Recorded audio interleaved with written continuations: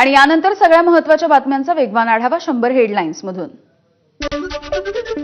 उद्धव ठाकरे मनसेच्या सोबत येण्यासाठी सकारात्मक आहेत, पण प्रस्ताव पाठवत नसल्यामुळे मनसेमध्ये नाराजी। एकत्र येण्यावरती नुसती चर्चा होतीये, संपर्क फोन किंवा गुप्त भेटी का होत नाहीत, मनसेचा सवाल।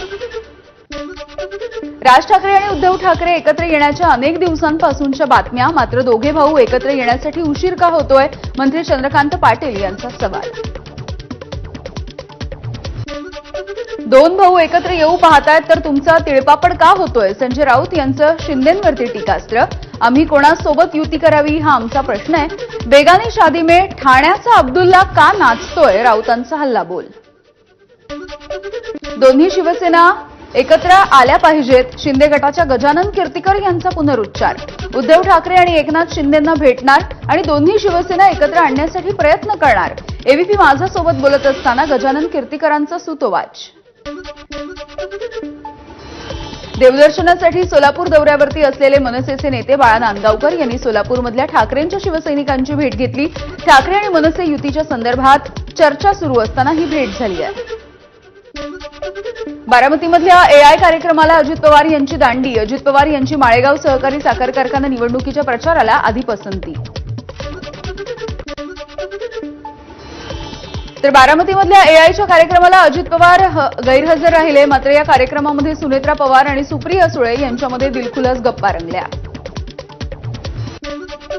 बोलबच्चन असलेल्यांना उत्तर देत नाही, उद्धव ठाकरेंच्या संदर्भातल्या प्रश्नांवरती फडणवीसांनी उद्धव ठाकरेंचा बोलबच्चन म्हणून उल्लेख केलाय आणि बोलणं टाळलंय।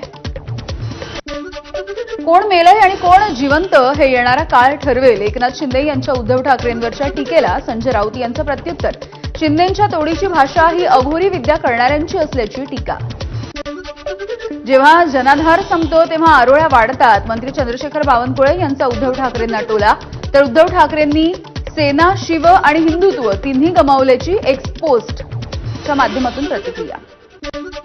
भाजप आणि शिवसेनेच्या फुटीर गटाकडून शिवसेना संपवण्याचा प्रयत्न, भास्कर जाधव यांचा आरोप आहे। तर शिवसेनेला भाजपकडून हिंदुत्व शिकण्याची गरज नाही, भाजप आयत्या बिळावरती नावं वाचल्याचा सुद्धा हल्लाबोल। एकनाथ शिंदे यांच्याकडे ना विचार ना दूरदृष्टी, केवळ उद्धव ठाकरे यांच्यावरती टीका करणं हाच फंडा असल्याची विनायक राऊत यांची एकनाथ शिंदेंवर टीका। जळगावमधल्या एका कार्यक्रमामध्ये एकनाथ खडसे आणि देवेंद्र फडणवीस एकत्र, दोन्ही नेत्यांमध्ये कोणतीही वैयक्तिक भेट नाही। देवेंद्र फडणवीस अनेकदा जळगावला आले, पण काहीही घोषणा न करता रिकाम्या हाताने परत गेले, एकनाथ खडसे यांची टीका। क्रांतीवीर खाजा नाईक स्मारकाच्या अनावरणासाठी फडणवीस जळगावमध्ये आले होते। भाजपमध्ये का घेतलं नाही याचे एकनाथ खडसे यांनी आत्मपरीक्षण करावं, गिरीश महाजन यांचा एकनाथ खडसे यांना चिमटा।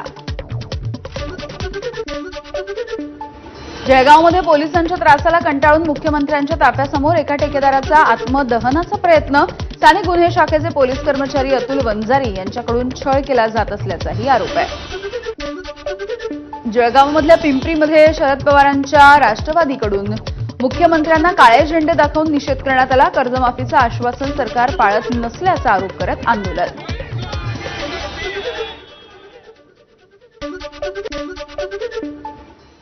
आणि आताची एक मोठी बातमी बघूया। तेजस्वी घोसाळकर या मुंबई बँकेच्या संचालकपदी त्यांची घोषणा झाली।